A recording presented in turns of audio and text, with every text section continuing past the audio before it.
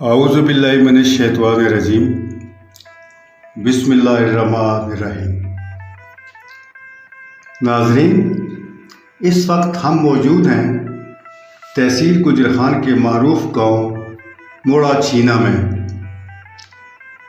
ہمارے سامنے اس وقت راجہ فرمان علی خان مرحوم کی پرسکون حویلی موجود ہے، جو اس وقت بھی شکستہ حالت میں بھی اپنے عظمت رفتہ کی گواہی دے رہی ہے۔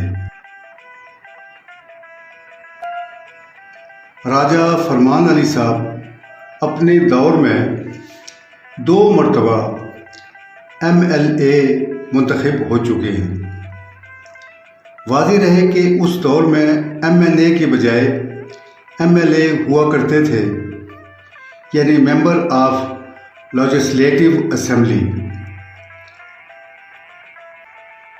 انگریز دور میں MLA کا حلقہ انتخاب بہت وسیع ہوا کرتا تھا، اور اتنے وسیع حلقے سے منتخب ہونا کوئی معمولی بات نہیں ہوتی تھی۔ شہروں کی موجودہ حد بندی کے لحاظ سے اس دور میں اٹک سے سرائے عالمگیر تک کا حلقہ انتخاب ہوا کرتا تھا۔ اس کے بعد بطور MLC، جو کہ پورے پنجاب سے صرف 4 ممبران ہوتے تھے، MLC member of legislative council. راجہ صاحب کا دوسرا دور اقتدار MLC کی حیثیت سے تھا، جو کہ متحدہ پنجاب، جو کہ بھارت اور پاکستان کا مشترکہ پنجاب تھا، اس میں سے بطور MLC منتخب ہوئے تھے، ممبر آف لیجسلیٹو کونسل۔ یہ اس دور میں صرف پورے پنجاب سے 4 لوگ تھے۔ ناظرین، کتنے فخر کی بات ہے کہ ان 4 MLCs میں سے ایک کا تعلق ہمارے علاقے سے تھا، جو کہ پورے متحدہ پنجاب کی نمائندگی کر رہے تھے۔ راجہ صاحب نے بطور MLC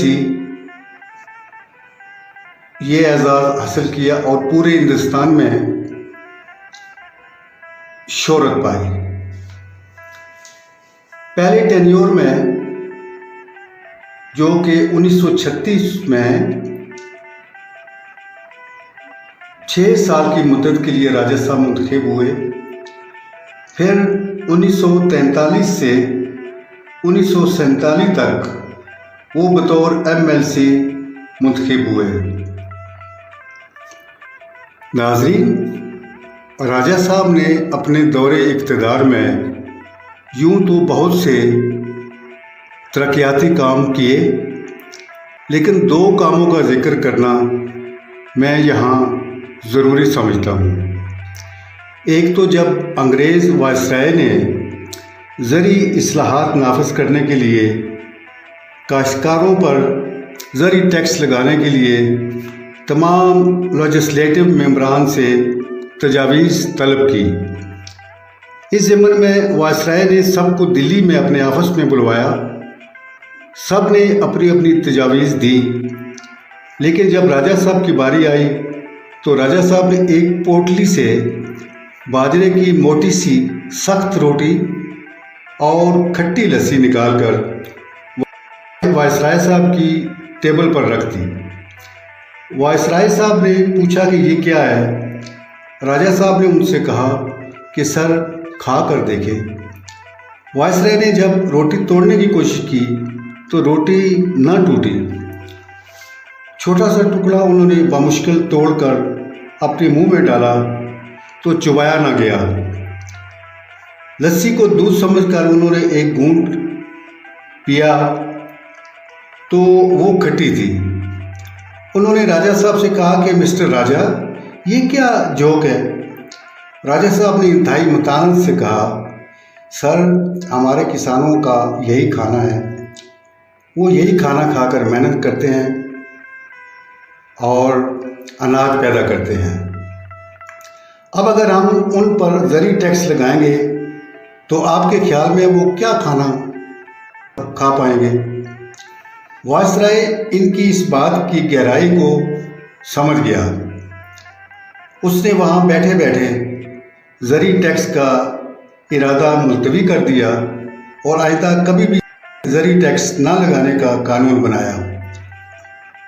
ناظرین، انگریز کا بنایا ہوا یہ قانون اس وقت بھی رائج ہے اور اس کے پیچھے راجہ فرمان علی خان صاحب کا ہاتھ ہے۔ انہوں نے کمال لاجک سے انگریز کے ذہن میں یہ بات ڈالی۔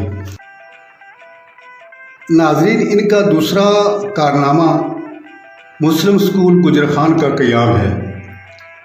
ہندوؤں اور سکھوں کے ناروا سلوک سے تنگ آ کر جی ٹی روڈ گجر خان میں اپنے بھرپور اثر و رسوخ استعمال کر کے مسلم سکول گجر خان قائم کیا، جو کہ آج تک اپنے محسن کا احسان مند ہے۔ یہ جو حویلی اس وقت ہمارے سامنے ہے، یہ 1940 میں تعمیر ہوئی۔ اس دور کے طرز تعمیر کا اعلیٰ ترین نمونہ تھی۔ یہ 2 منزلہ عمارت انتہائی مضبوط بنیادوں پر بنائی گئی تھی۔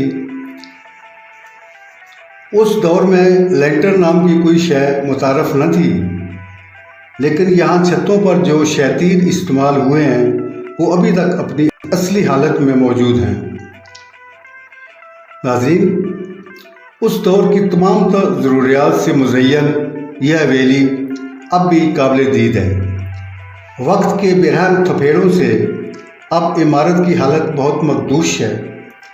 تقریباً تمام چھتیں منہدم ہو چکی ہیں، لیکن اس ملبے سے اس دور کے اعلیٰ ذوق اور معیار کو آسانی سے پرکھا جا سکتا ہے۔ چاروں طرف سے روشنی اور ہوا کا بہترین انتظام ہے۔ کھڑکیوں اور روشن دانوں کی موجودگی فن تعمیر کے معراج کو ظاہر کرتی ہے۔ ناظرین، اس عمارت میں ایک دور میں امراء آتے ہوں گے، حکومتی عہدیدار آتے ہوں گے، کیونکہ زیادہ تر سرکاری میٹنگز اسی حویلی میں ہوا کرتی تھی۔ لیکن اب یہاں اداسیوں کا راج ہے۔ حویلی کے در و دیوار چیخ چیخ کر اپنے مکینوں کو پکار رہے ہیں اور کہہ رہے ہیں کہ کہاں ہو آپ لوگ؟ آپ لوگوں کی وجہ سے میری آن بان اور شان تھی۔ میرے پاس اس دور کے اعلیٰ عہدوں پر فائز لوگ آتے تھے، لیکن اب میں بالکل تنہا ہوں۔ میرا کوئی پرسان حال نہیں۔ میں کس سے باتیں کروں، کس کی باتیں سنوں؟ لیکن جب کہیں سے کوئی آواز نہیں آتی تو پھر سے یہ حویلی اداسیوں میں ڈوب جاتی ہے۔ یہی اس کا شب و روز کا معمول ہے۔ ناظرین، یہ وہ عمارت ہے جہاں بیٹھ کر نہ صرف ہمارے علاقے بلکہ پورے متحدہ پنجاب کی تقدیر کے فیصلے ہوا کرتے تھے۔ عمارت میں جو کمرے بنے ہیں ان میں داخل ہوتے وقت اب بھی ایک احساس ہوتا ہے کہ شاید کسی کمرے سے اس وقت کا کوئی مکین ہمارے سامنے آئے گا اور ہمیں اپنی نشست گاہ میں بٹھائے گا۔ مکینوں کی ارواح ہمارے عقیدہ کے مطابق اب بھی اپنے اپنے گھروں میں آتی ہیں۔